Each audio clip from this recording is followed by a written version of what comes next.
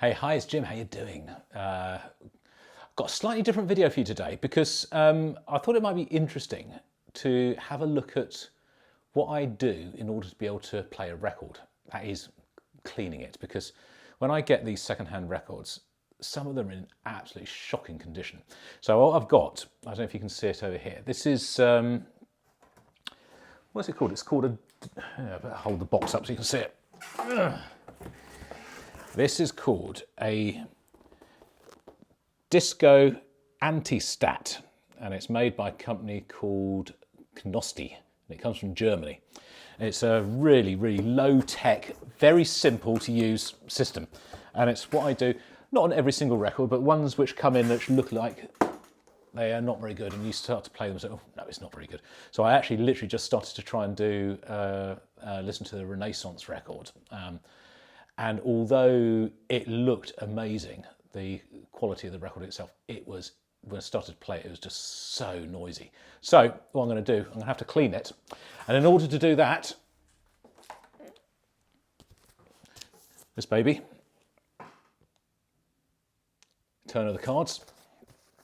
So in order to do that, I thought I'd to quickly show you what we have to do. So this bit here is a reservoir there you fill up with special cleaning fluid, which is here. Okay. So what I do, it's got, I don't know if you can see on there, I'll take one of these bits out. So on each side, on the inside, these little teeny tiny,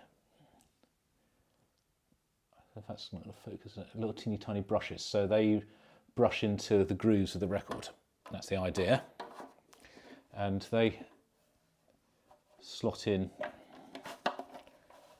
So on the inside, they are pushing up against each other. So the record will spin round and should get stuff in there. So I've got this little funnel with some filter paper in it to stop any rubbish getting in there.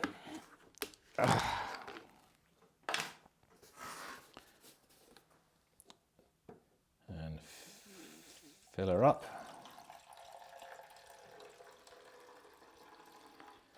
Talk amongst yourselves. It's a slow old process. But kind of everything to do with vinyl is done at a slightly slower pace. But that's just about full up. That's probably enough. Then what you do, you take your record,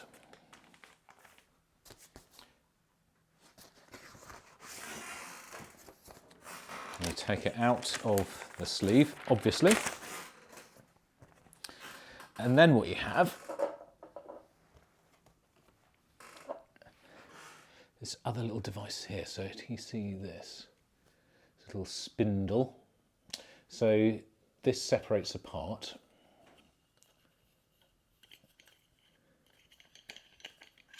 Like that. So one bit fits through the centre hole of the record, the other bit goes through the other, and it clamps it together. So I shall demonstrate that. It doesn't normally take this long, because I do this quite quickly. But do that up. So now your record is held in place like that, and you drop it into the bath like that. Okay, and then literally you just spin the record round. So it's the little brushes digging into the grooves. It's coating the record with the special cleaning fluid, so it's anti-static, and it's taking out any sort of dust and crap and grime all out of the grooves. Okay, so you do that. You don't have to do it very often, very much, maybe sort of 5 times, but I do it a bit more than that, just to sort of absolutely make sure 100%. Okay.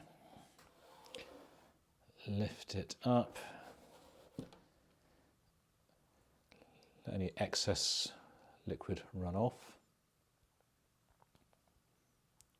Okay, and I'll bring in the last little bit so you can see and what you have is this little rack. So once you've let the excess liquid run off the records, you can see how shiny that is now. They're still very, very wet. You undo the clamp.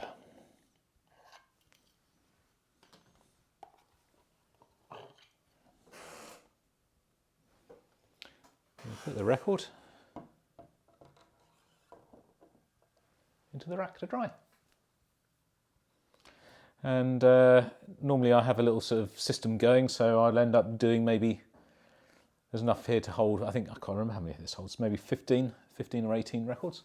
So that's it. That's the process. It seems like it takes a long time. It kind of does a bit. I mean, it's a lot more involved than just sort of taking a CD out of a packet and playing it straight away. But that's kind of the part of the charm. And if you want to get the best out of these records, you have to treat them and look after them well. And that's what we do. Hey, there you go. So yeah, I'm going to crack on and do some more records. So I'll see you on the next video, whenever and whatever that is. And until then, it's Jim over and